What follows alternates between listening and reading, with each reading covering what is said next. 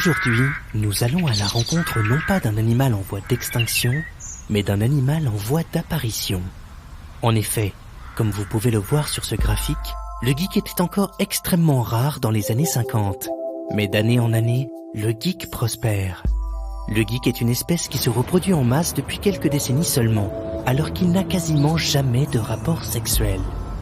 Comment une telle prouesse est-elle possible ? Est-ce que l'apparition du geek signifie le déclin de l'être humain ? Nous allons essayer de répondre à ces questions. Il est très rare de les approcher, car ils ne s'éloignent jamais de leur tanière. Mais nous allons tout faire pour comprendre le geek.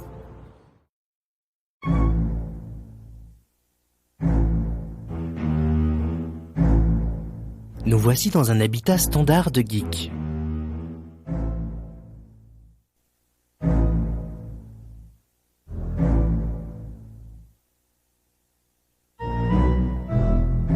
On reconnaît une tanière de geek à l'accumulation exagérée d'objets électriques et de statuettes aux représentations païennes. D'une étrange manière, le chaos et l'ordre cohabitent. Il serait facile d'en conclure que le geek donne plus d'importance au culte qu'à la recherche de sa survie. Voici un geek. Donnons-lui un nom. Appelons-le Dark Angel. Quel meilleur nom pour décrire le chaos intérieur qui anime le geek ? Admirez, ce sont des images très rares. Voici un geek en mouvement. La soif le pousse à se rapprocher du point d'eau le plus proche.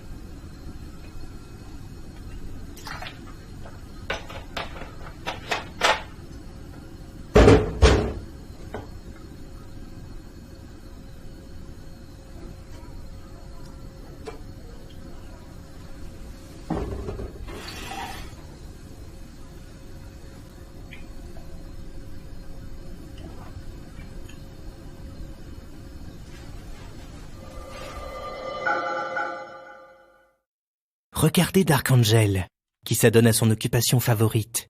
Il est dans son canapé devant sa télévision. Parfois il joue aux jeux vidéo, parfois il regarde une série TV américaine, parfois des dessins animés japonais. La différence n'est pas forcément flagrante, mais il y a une astuce pour différencier les activités de Dark Angel. Regardez attentivement.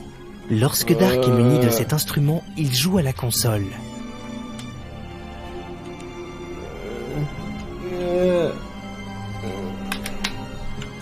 La colère du geek est toujours impressionnante, mais jamais très longue.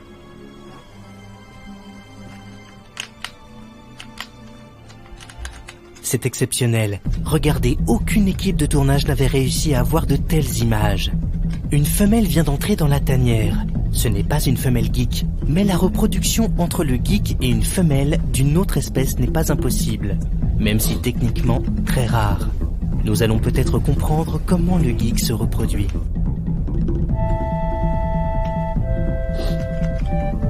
Une femelle vient de pénétrer la tanière du geek. Comment Dark Angel va-t-il réagir ? Il l'a vu, son comportement a changé. Regardez bien, il commence la parade amoureuse du geek.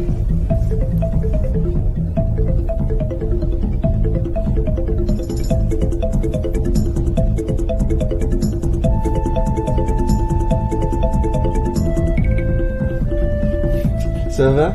C'est extraordinaire. Regardons le ralenti.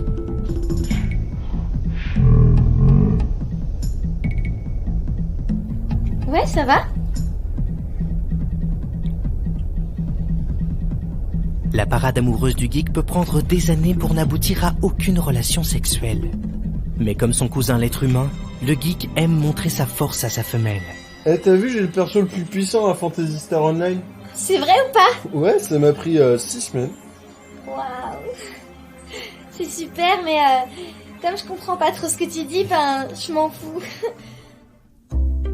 Et le geek retourne à sa solitude, qu'il combat à l'aide d'un objet électronique. Nous pouvons désormais répondre à la question. Comment le geek se reproduit-il sans rapport sexuel ? Reprenons notre étude démographique du geek et comparons-la à l'évolution des ordinateurs domestiques. Elles coïncident, les courbes sont quasiment jumelles. Le geek est donc bel et bien un dommage collatéral de l'évolution de notre niveau de vie. Même si le geek ne vit que très rarement en groupe, il est possible que certains finissent par rejoindre de petites communautés humaines dont il cherche alors à adapter le fonctionnement social à son mode de vie idiosyncratique. Parfois, mais pas toujours, les autres membres de cette communauté sont d'autres geeks avec lesquels il peut alors s'adonner à ses passions. Dans le club des 5, il y a Dagobert, le chien.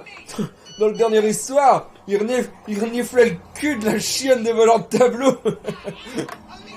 Ah ouais. Je trouve ça drôle. Comme vous pouvez le voir, les geeks ne se ressemblent pas forcément et peuvent avoir des passions différentes. Mais regardez bien, il y a bel et bien une hiérarchie chez les geeks. Attends, tu vas voir.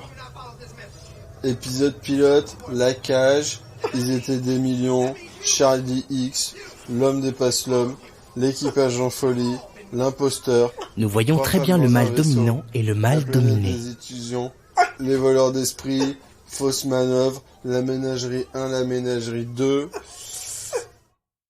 Il se peut, mais c'est très très rare, que le geek partage son lieu de vie avec un rival, cause de problèmes de délimitation de territoire.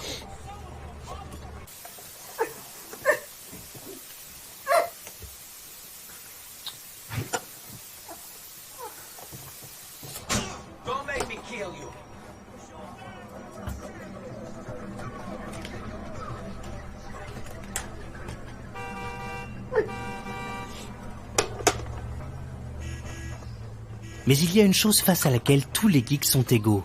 Le prédateur du geek, ou Predator comme ils l'appellent parfois. Je la trouve pas. Ah, putain, elle est où? Il pourrait pas faire des péripéties en wifi.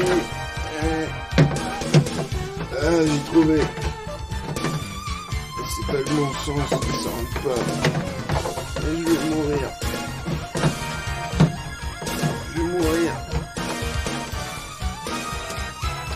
Tous les geeks sont égaux face à la prise Péritel cachée derrière la télé.